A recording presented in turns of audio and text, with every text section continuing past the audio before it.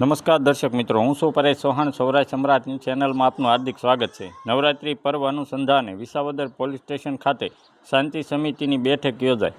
આજે વિસાવદર ખાતે નવરાત્રિ મહોત્સવ ચાલી રહ્યો હોય તે દરમિયાન વિસાવદર તેમજ આજુબાજુના ગ્રામ્ય વિસ્તારોમાં કોઈ અનિચ્છનીય બનાવ ન બને તેના વ્યવસ્થાના ભાગરૂપે વિસાવદર પોલીસ સ્ટેશન ખાતે એક શાંતિ સમિતિની બેઠક યોજવામાં આવી હતી.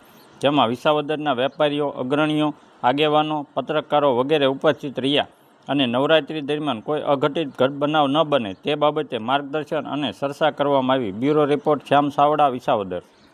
આજરોજ વિસાવદર પોલીસ સ્ટેશન ખાતે શાંતિ સુલેની મિટિંગમાં વિસાવદર તાલુકાના આગેવાનો તથા ગરબી મંડળના આયોજકો તથા બેન શ્રી સોનારામ હાજર હતા.